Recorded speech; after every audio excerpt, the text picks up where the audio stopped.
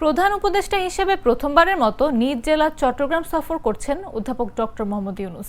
এরই মধ্যে চট্টগ্রামে পৌঁছে গেছেন তিনি। প্রধান উপদেষ্টাকে স্বাগত জানাতে অধীর আগ্রহে অপেক্ষা করছিলেন চট্টগ্রামের মানুষ। পাশাপাশি স্থানীয় প্রশাসন এবং সংশ্লিষ্ট সংস্থাগুলো সম্পন্ন করেছে সব প্রস্তুতি। বুধবার সকালে হযরত শাহজালাল আন্তর্জাতিক বিমানবন্দর থেকে ফ্লাইট যোগে চট্টগ্রাম শাহ আমানত বিমানবন্দরে পৌঁছান তিনি। চট্টগ্রাম বন্দর থেকে শুরু হয় তার দিনব্যাপী কর্মসূচি।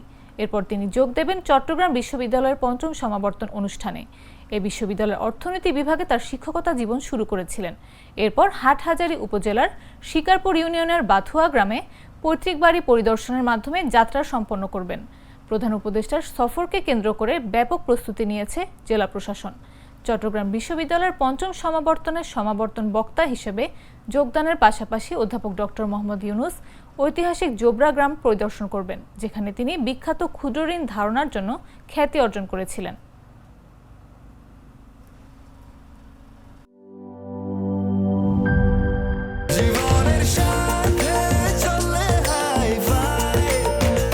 স্বাস্থ্যকর অল টাইম ফ্যামিলি কেক, সব সময় অল টাইম হেলদি লাইফ।